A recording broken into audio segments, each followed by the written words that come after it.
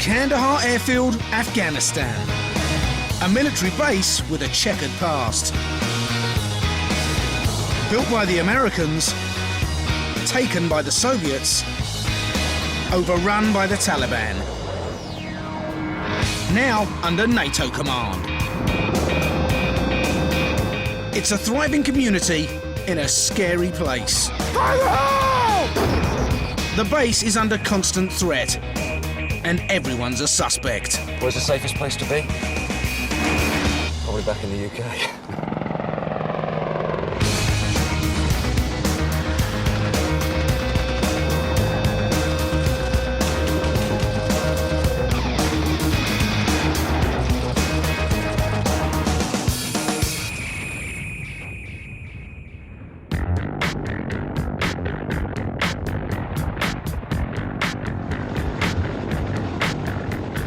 Kandahar Airfield's the staging post of the war in Afghanistan. Hundreds of troops from 28 different nations and thousands of tons of supplies are dropped to the front line every day. The workhorse of the operation is the RAF C-130 Hercules. It's nicknamed the Fat Albert. The Herc crew fly their missions at night, so at 2 in the afternoon, they're just waking up. Didn't sleep that well, actually. They fly at night to protect themselves from enemy fire. Morning. Morning. Where's the afternoon? Something like that, yeah. This is breakfast. 28-year-old pilot Chris Phillips, better known as Chap, is on his 3rd tour of duty here and knows if his crew want to have a normal breakfast, they have to provide their own. We never ever make any breakfast times here. We never normally make any of the food times, so we end up sort of supplying ourselves. First time I came out here, the first week, I lost a stone because just hadn't really discovered how to scrounge food in the right place.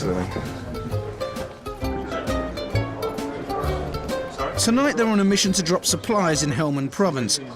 First stop, the ops room. Running is going to be 010. The Army put requests in. They need resupply, in this case water, food, fuel. Chat, which is your pistol, mate? Master airloader Paul Neal is in charge of getting all the kit together, including guns and ammo. They have to be ready to defend themselves if it all goes wrong. Go and get it in. Next stop's catering.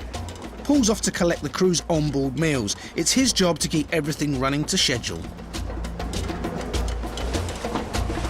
There's normally little delays, like there should be someone sat there waiting for us. There isn't, obviously.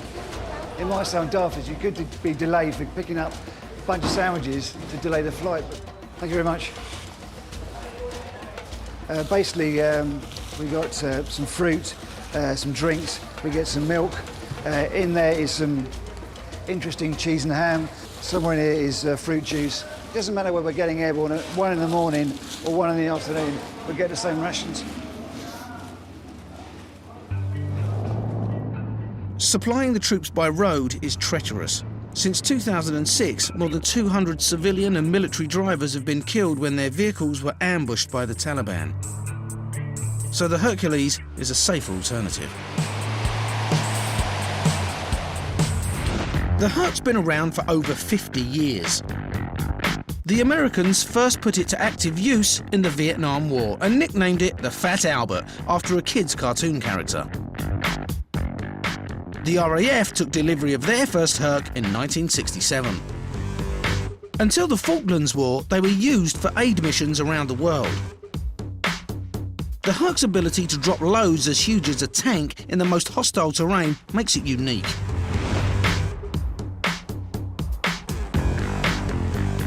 Now, the latest models can hold over 120 troops or 20 tons of freight.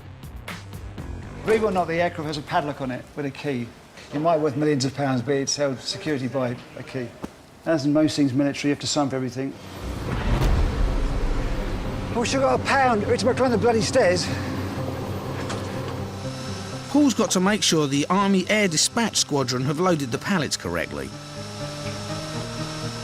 If a container gets stuck as it goes out the back, it could cause the plane to crash. You get a slight nervous twinge every time the load's about to go, the green light comes on, the winch operates, and you wait for this load to start moving. Once it starts moving, you know it's going in the right direction. And if it jams, we're in a whole world of poo, basically. Hang on 1 second.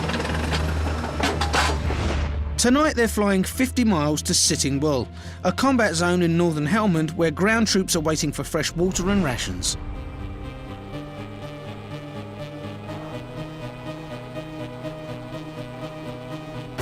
It's risky. In January 2005, a Herc was shot down by enemy fire, killing 10 airmen. We have defence systems to try and protect us from missiles, but there are inherent risks with what we do. That can't be avoided. Chap, the pilot, always gives his Herc a quick once-over before taking off. We're just making sure the aircraft is fit to fly, it's safe. The flare settings are correct, that the right flares are in the right positions in case we get engaged by a missile.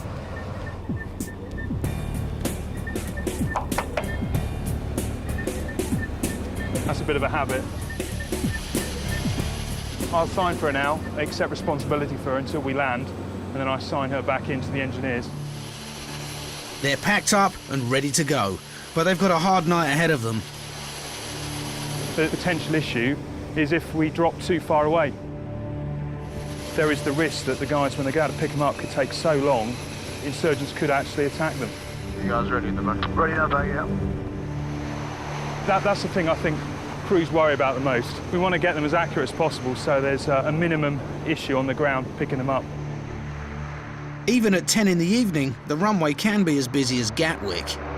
Get off. Runway.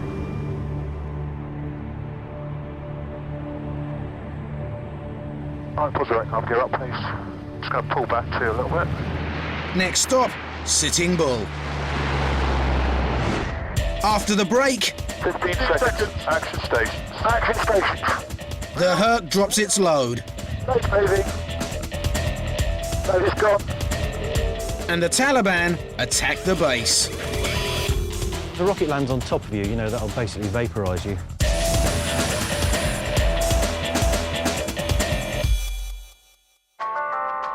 It's 10 p.m. at Kandahar Air Base, a military town in the Afghan desert, home to 10,000 NATO troops who are having a break from the war outside. The cafes and sports facilities are busy with soldiers who are off duty. But 20,000 feet above enemy lines, a Hercules transport plane is on its way to drop 16 tons of food and water rations to the front line. It is a very good night for Gogs. Speaking of Gogs, my left eye's just gone. Is that the Gogs or is that just your eye? Aha! Get to a certain age, things stop working properly then. Night vision goggles are an essential bit of kit, helping the pilot steer clear of mountains and valleys in the pitch darkness. Some of these drop zones are very difficult terrain actually. Big wadi areas, very deep. So if you can imagine if a 1-ton container lands in that, it's a real pain to get it out. Tonight, there's an added problem, a high wind.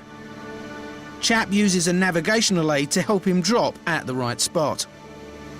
It's called a sonde and is designed to be parachuted out of the plane. As it falls, it sends back data on the wind's speed and direction. But it's not working. Got nothing on the sondes. At all? No. Unfortunately, it's not robust enough yet. It's great when it works, but it doesn't reliably work. Nothing on the sondes again. Well, yeah, turn it off. I'll just try, go through it one more time, but I don't know why it's not working. Just don't get this machine sometimes. Chap's now going to have to fly lower to make sure his cargo hits the target. As the Herc approaches the drop zone, Chap will bring the plane down to just a few thousand feet. And then open the cargo bay door. Each crate has a parachute attached to a cable. Chap needs to pull up at exactly the right moment, and gravity and wind do the rest. The Hercules has been tried and tested all the way from the 50s in Vietnam through to today. Although actually quite a simple system, it really does work well.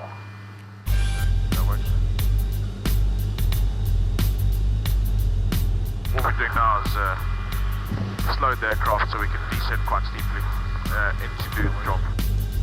The drop zone's about the size of 2 football pitches, but when you're flying low at 150 miles an hour in complete darkness, hitting your target takes real skill.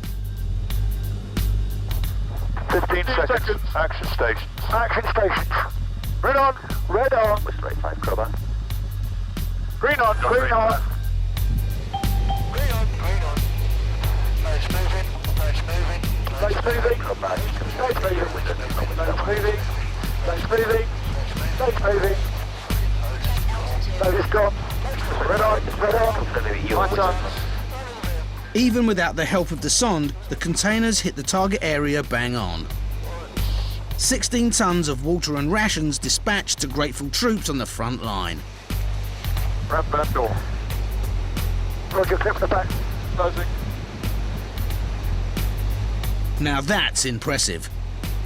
Throttle, throttle. Sir, Check we are not on altitude. purple 2 at this time. To get out of the enemy's firing range, Chap climbs to 8,000 feet as fast as possible, at a sharp angle. It's like being on a roller coaster. Okay, we're above safety now, gents. The Herc crew heads back to Kandahar.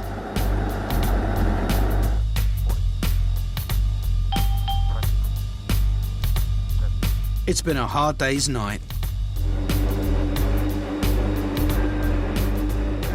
16 loads were loaded and 16 loads came out the back of the aeroplane, and that's what we expected to do, and that's what we did. We get it wrong sometimes. Maybe the drops aren't quite as close as we'd like them to be, but we are still providing them with something that would cost lives if they got it there by road. It may be midnight, but the Herc crew want their dinner.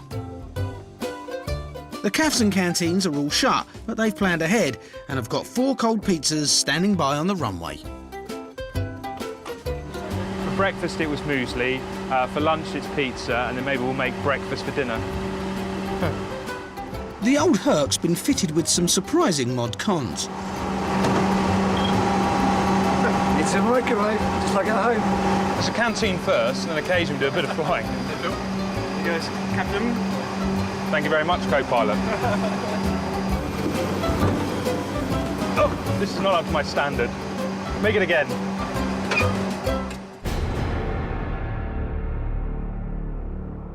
As the Herc crew turn in for the night, the silence is broken.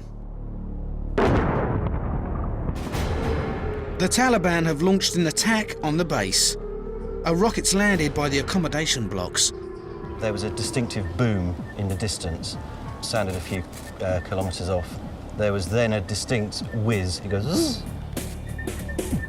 And then, you know, almost instantaneously, there was a huge explosion. The base is put on high alert. And there's news of people being injured by shrapnel.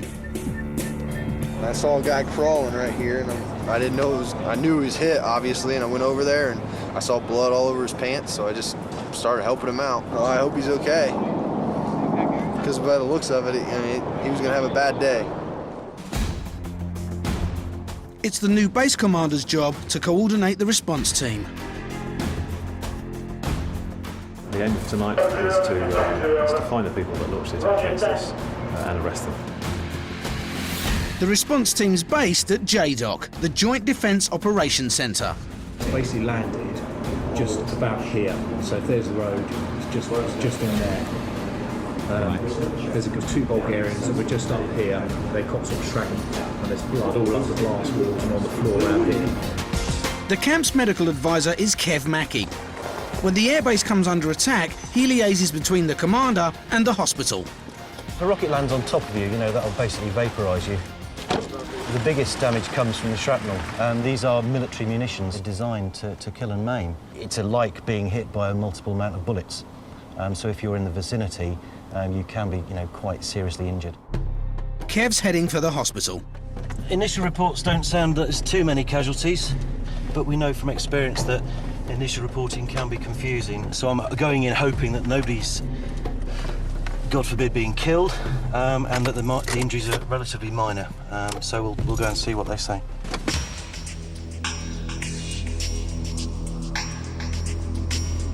The military police are patrolling the camp.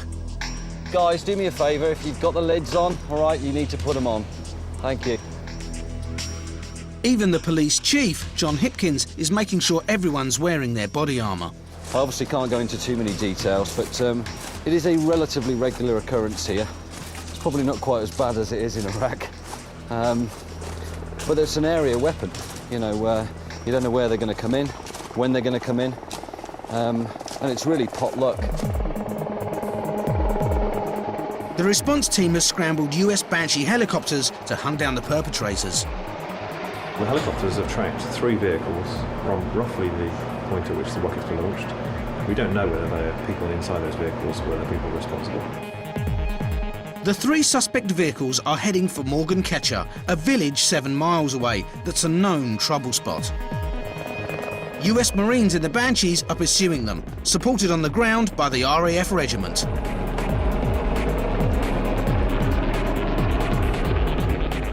Sergeant Bennett Jones and his lads from A-Flight are on a routine patrol. They've just been told about the rocket attack on the base. Give me a flare quickly. Jonesy needs to signal his men to regroup.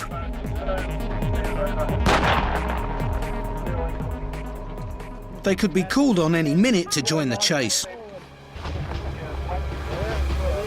That's got incoming, mate. Their mates in B-Flight are outside the wire too. They've spotted a suspect vehicle and get straight on the radio to report it back to JDOC. They've got eyes on the vehicle, so they want to engage it with the 50s. Can they, over? Roger, wait. B-Flight, I've got eyes on a wagon coming away from the point of origin site, which is where the rocket was launched from. Basically, they're getting permission to fire on that wagon, but they've got to wait for it. What's going on? 6 were from the net, man. It's good. We've got eyes on. The vehicle's been Roger, have you got description of the vehicle? Shoot it! Oh, mate. Under the rules of engagement, JDOC needs to be convinced they're not giving the order to fire on innocent civilians. By the time they're told they've got the right men, B-Flight's lost sight of the vehicles. Both vehicles were possibly identified. However, we have now lost them, over. Roger. We are tracking on J-Lens and Eagle Assault are aware, over. Back at JDOC, the chase is still on. They saw the firing, they PID'd the vehicles, they lost PID the vehicles. They were in 50 cal range, but you know, by the time I said, you know, by the time we clarified whether they had POD or not, and I got 129, they were outside of range. They still got one J-Lens. The J-Lens is an advanced camera that's set up in a secret location on the base. It can see miles into the distance, even in the pitch black. This means the commanders can literally watch the action from 7 miles away. So I've got oversights over the area of operations. The village is the light grey piece at the bottom there. The aircraft, which is the black dot you can see, which is now tracking. It's great. This is NATO in action at the cutting edge. It's really good stuff. The vehicles have been tracked to 3 different houses in the village. 2 have been searched and given the all clear, but there's still 1 house to go. If we can focus to that compound, we're in a world of happiness, all right? It's precisely what we're trying to do, is cue them onto something specific.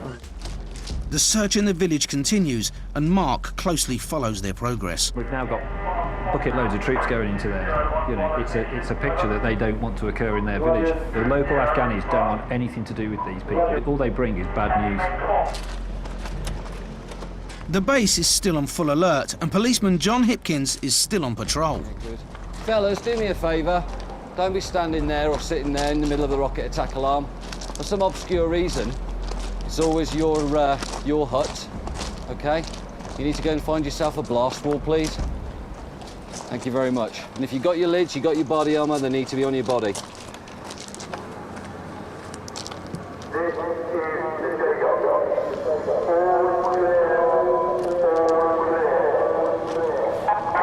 Good timing. And another rocket attack down. In the village, the hunt's over. The final compound we searched was the one to the south. 4 males associated with the activity at the point of origin. All have been biometrically scanned. That record will be held by us now. Unfortunately, there wasn't enough evidence to arrest them. That's as good as it gets without finding somebody. And next time. The rockets left a hole only a couple of inches deep, but it's the shrapnel that's deadly. Kev's just been to see the 2 Bulgarian soldiers who've been hurt. The injuries are requiring surgery, so the guys will have to be medevaced out of here at some point. You know, that's the end of their war, if you like, and the start of the rehab, the long rehab back. 2 casualties when there's been a direct rocket attack quite near to accommodation. That's, you know, somebody's on our side, I think. Coming up, Kev and a doctor bring aid to a local village and give the children a treat. We're giving them some sweets. And Kandahar's Soviet legacy goes up in smoke.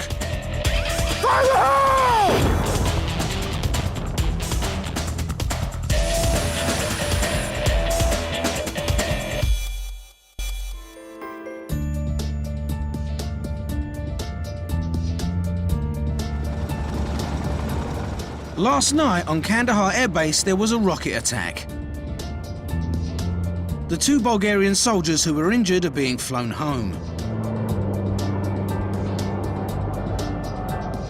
Before the rocket hit, the base commander, Andy Fryer, was chatting to his family over the internet.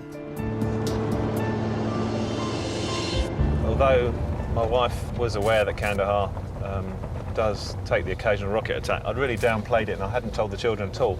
I was talking to them and we had an attack, and despite having decided not to tell them about it, it was really a bit difficult when the siren's going off in the background, and of course I suddenly dropped to the floor. They're left wondering what on earth's going on. There was an enormous bang as well because the rocket landed relatively close to where I was.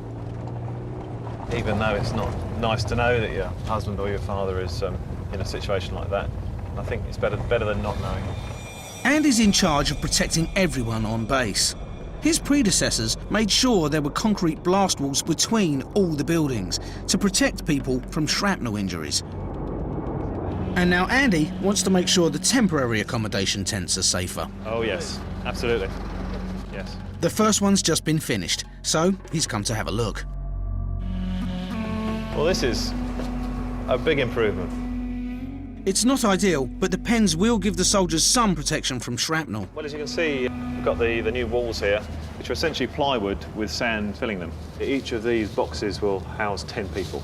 Really, they're very well protected in here, unless they're unlucky enough to get a rocket into this box. So if we had a rocket attack on this tent now, for example, instead of there being 100 people who are at risk from the frag, then actually we'd be down to a maximum of 10. Andy's also overseeing a more permanent solution. This is the new NATO accommodation which is being built at the moment. They are essentially rocket-proof. They won't protect you against every calibre of rocket, but the rockets which we're getting here at Kandahar are 107mm rockets.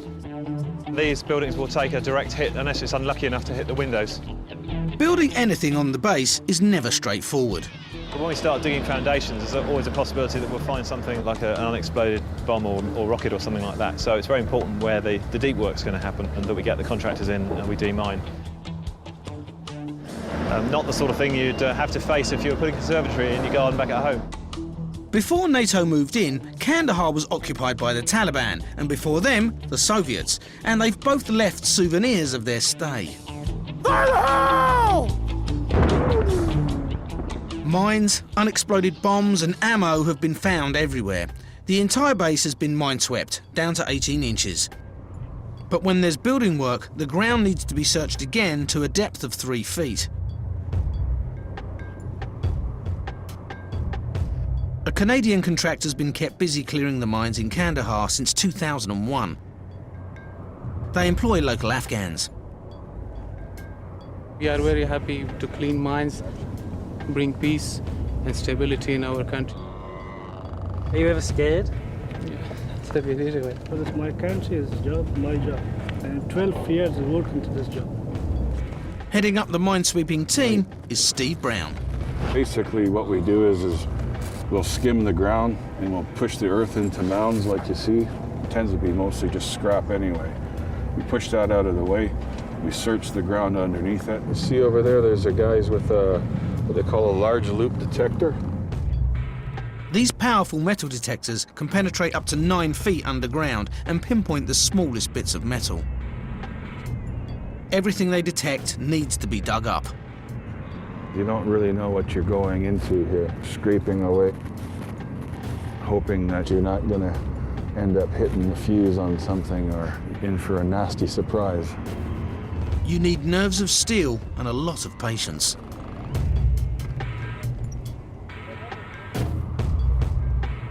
All that work just for that. Basically, it's just scrap.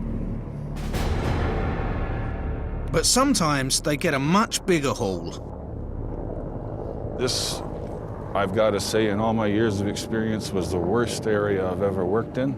It was the most contaminated. It was a former Soviet ammunition storage point. 20 years later, we come along and we've dug it all out by hand. It took a long time. And we pulled out over 25,000 pieces of ordnance. These are the two varieties of Soviet hand grenades here.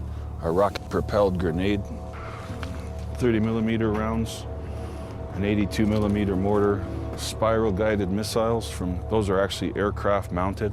Nasty stuff, really. And this is just the tip of the iceberg.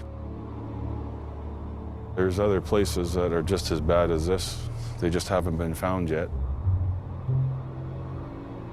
From here, it'll go to a point and be destroyed, and it won't be a problem anymore.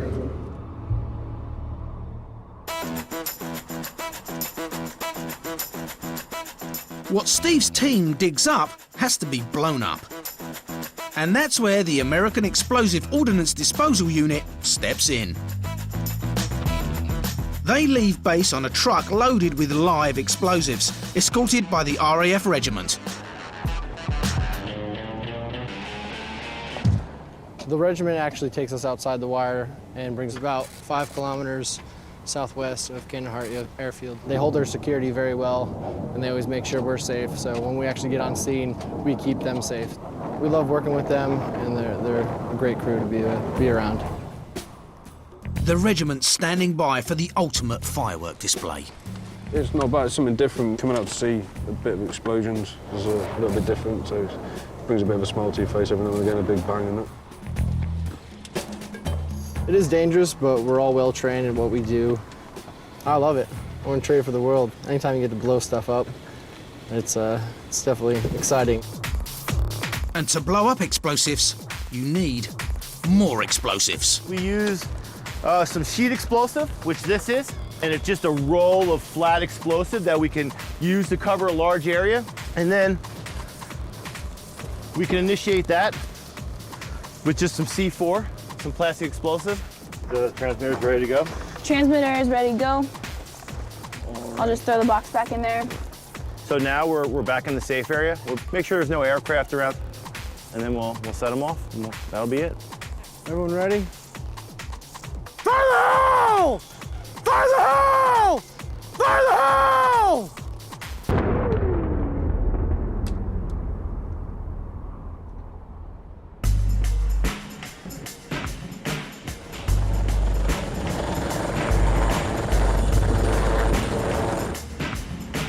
Military policeman John Hipkins doesn't get to see much action, nor does his gun. Always clean, always serviceable. This thing I've only ever fired on the range, and it's never let me down. And, you know, really, in effect, God forbid, the point where I've got to take somebody's life with it, but that's, in essence, the nature of the beast. It's what we do, if needed. However, one of the perks of being in Kandahar is that anyone can have a go at firing much bigger weapons. Because there's a training facility on base that's every gun lover's dream. Hi, Mark. Okay, lock and load. This is probably the best computer-simulated firing range in the world.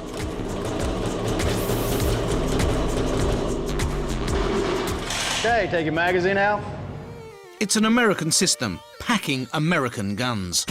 This is the M2. It's a 50 caliber weapon. It's an anti-vehicle weapon. It's a very large round. It does effective on any of the vehicles that's in the scenarios. It's called the 203. It's got a grenade launcher. Here we have the M16.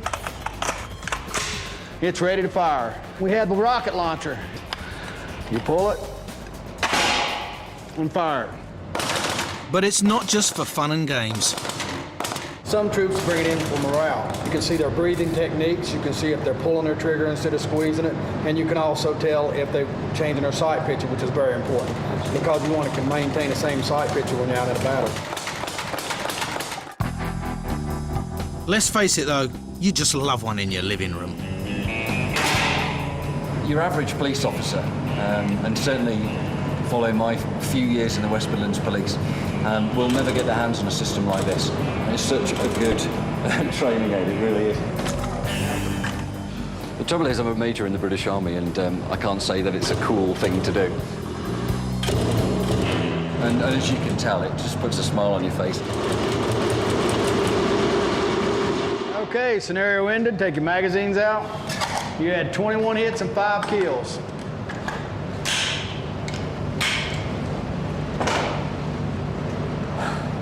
Quite good.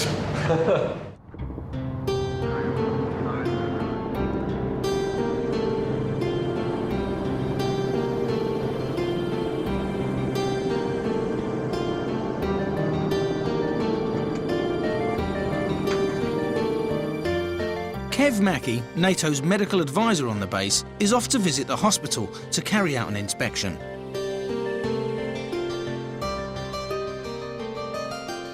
The main two strands of my job is firstly to make sure that the soldiers here who do get injured get the best quality of care. The second part of my job is preventive medicine, and that really is just making sure that the soldiers don't get poorly because of some oversight on our part, whether that be with the food or the water. Kev's been in the medical profession for 25 years. I'm a nurse, registered nurse. Joined the Air Force in 1990, and I'd worked out in Civvy Street before that. Obviously, my clinical background is brought to the fore here when I've got to give advice on various things. Pretty good, sir. Yeah, you busy? Good. Yeah, reasonably. Yeah, you just had somebody in, I gather, so... Yeah, we had another Afghan with a car accident that we're taking care of. Oh, car accident, oh, blimey. And if I tell you the moment when I decided to be a nurse, that's galvanised the rest of my life, really. And I was 14. My father was taken into hospital with a suspected heart attack. I saw my dad strapped up to these wires. Didn't really know what to think, my dad being a real hero of mine. And I can still vividly remember this. This doctor came out of coronary care, spoke to me and Mum, but he looked me in the eye and said, "Your father's going to be okay. And now come in and see him. Just be his son." And I went in to see Dad. I said, "Who's that man?" And he said, "That's the nurse." You know, it shaped everything else I did. Okay, sweetie. I guess it is a calling. You couldn't say it was anything else. I'm Kevin Mackey, the medical advisor Lieutenant Tim Lyon, I'm one of How'd you do, Tim? operating organisers. And when I retire from the Air Force, I want to go back and work as an old staff nurse in coronary care or something, just to keep my hand in. Today, Kev's planning to do something a bit different. It means leaving the base for the first time.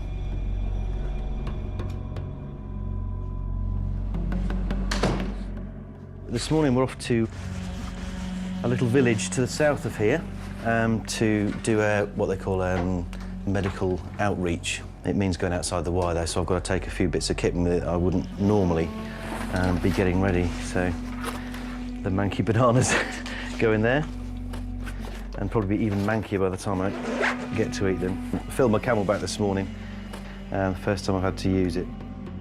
And something nurses normally wouldn't carry, an SA-80 5.56mm rifle. Hopefully you won't have to use it, but if I do, I've got 120 rounds of ammunition. I'm quite excited to be going out and seeing the real Afghanistan. I'm a bit nervous. Obviously got a wife and family at home. I don't want to put myself in any danger. But the amount of guys I'm taking with me from a force protection angle, if I have to fire this weapon, we're in serious, serious stuck. Kevin and the medical team are going to be looked after by the RAF regiment, led by squadron leader Nick Vrooman's. We're doing this thing for the first time. We're taking out some people who've been kind enough to come out with us and do some medical work with these people. Nick is an Aussie. He's an attachment from the Australian Air Force. I just want you to relax with it today. There could be some screw-arounds because we want to change things. We're not quite sure how we want it to work. Jonesy's his number 2. Okay, the main one we concentrate on today is just quite well off village, quite well populated. They're actually doing quite well there at the moment. Me and the squadron leader went there last time. We did a drop-off with some aid for them, and they were quite happy there, weren't they? There was one in the south that was a bit anti, we didn't like. Afraid stop laughing. Any trip outside the wire is dangerous, but the regiment will always put their own safety second. When it comes to close personal protection, if something does happen, we'll grab the medics and we'll do close personal protection for you guys, all right? Whilst these guys are getting on with, dealing with what they're supposed to be dealing with. Try not to shoot you in the back. Kev's taking a doctor with him to help treat the Afghans, who's not what they might expect. I'm taking the delightful French doctor, Dr. Elena Keroun, and her driver, Nicolas. So if we come across any ladies in the village that want to have a chat with a doctor, we've got a female doctor and a female escort, and that's possibly more palatable than just a load of hairy blokes going in there. Good day. Yeah. The medical team is put into separate vehicles. Yeah, I think so. Each of them has at least 3 regiment soldiers for protection. Elena's with young gunner Nathan Choules, and he doesn't look too unhappy about it. All right. On the journey, the regiment will be looking out for roadside bombs and suicide bombers. I'm quite confident in their drills. The bad guys trying to, change the way they do business. They're employing motorcycles. They'll be packed with explosives. But the guys keep an eye out for that. If they see a motorbike on the road, they'll just try and not allow it anywhere near us. Coming up, Dr. Elena's a hit in the village. I have spent the whole day. And one old man can't quite believe his eyes. Yes, I'm a woman.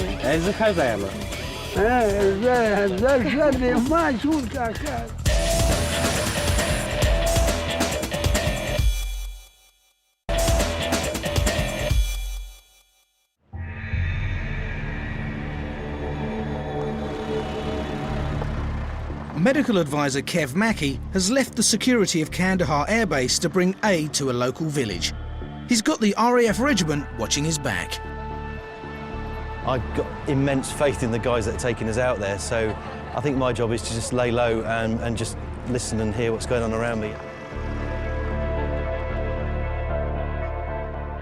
It's a hot and dusty journey. Standing up on the top there, and it was taking most of my effort to actually keep balanced without falling back into the Land Rover. So it was good fun. Kev has brought French doctor Elena Keroun to treat any sick villagers. Seems to have many chickens. Yeah. See, they put the tape around because the locals won't come inside unless they're invited. And it'll be good for you because it means you won't be mobbed. You can have one person at a time, have an interpreter with you.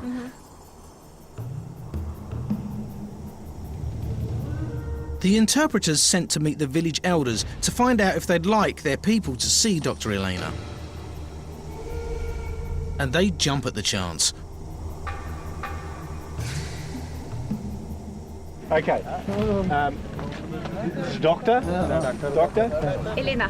Elena. Okay. This is the head man. He's got kids lined up first, right, and then we'll look at some women later on. And there's a few other men here that need looking at as well. Okay. Dr. Elena's brought a trunk full of medical supplies, and she's going to need it. Elena's sort of leapt in there and is doing the doctor thing. The average life expectancy of an Afghan is 42 years. And the child mortality rate here is one of the highest in the world. Just taking a note of their names, what she's done for them and what the ailments are, so that we can keep records for that for the future. 1 in 5 Afghan children die before their 5th birthday. Sad to see. 16, 18 months old, half the size he should be. And just for the want of a bit of simple nutrition, He could be running around with the other kids, I guess. What's up? Come back. What? Back. Yeah. Yeah. Try and copy it. Everything you say. Shake up. Hello. Hello. Oi.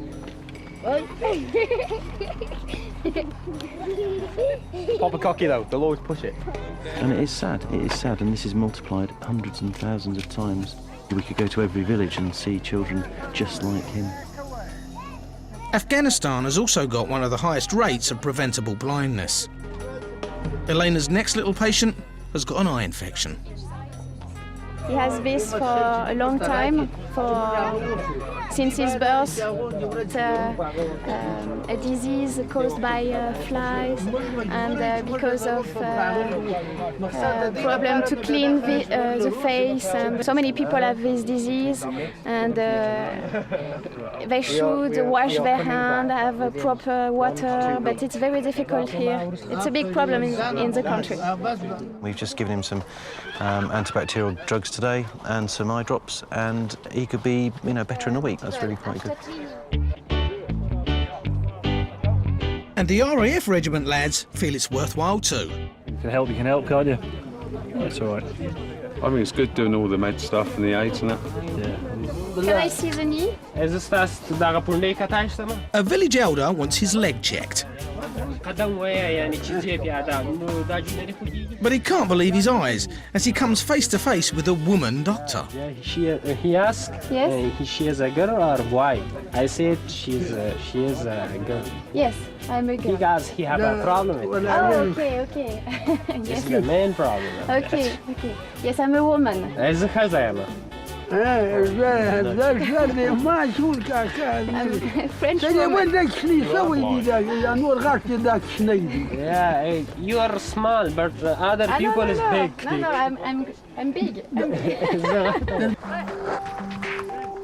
Now she's treated the men of the village, Elena can visit the women. Because of the sensitivity of treating ladies in this culture, we've assembled them in a hut over the road there, and Elena's going to go and just have a quick word with them, see if there's any, common ailments. This trip isn't just about helping the people of Afghanistan, it's about winning them over. If that means tomorrow they see some bad guys coming through and setting some stuff up to, launch an attack, and they tell us because they see us as being the good guys, then, as far as I'm concerned, that's a positive outcome. The village women gave Elena as warm a welcome as the men. It was well.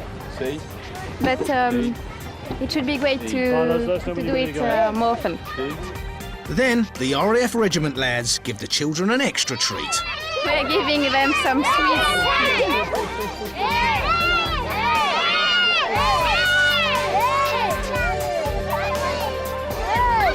Just fold it.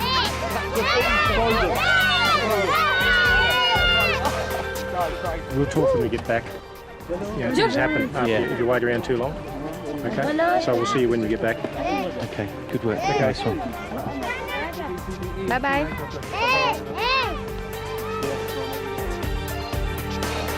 The convoy heads back to base, and Kev's pretty pleased with his first trip into the real Afghanistan. That was a success. We got straight out there, got the village elder on side, and we saw about 16 patients throughout the whole thing, so that was pretty good. Elena, thank you very much for coming out. It was very successful. Thank you very much. That was really good. Now, if you're back in Australia now, we're going to have a beer, okay? We're going straight to have a beer because that was great. We gave some very, very simple medications that you can mostly buy over the counter, really, in the UK, and they seemed happy with it. Next time. 3, 2, 1. A Chinook pilot takes on the challenge of landing in the desert for the first time. A suicide bombing triggers a mass casualty alert. And the airfield gets invaded by the girls from the Sun. Happy with that. The Special Forces are laid bare. It's the hard-hitting premiere of the explosive drama The Unit, next over on 5 USA. Next here on 5, kidnapping, ransom and a surprise Halloween outfit from Abby in NCIS.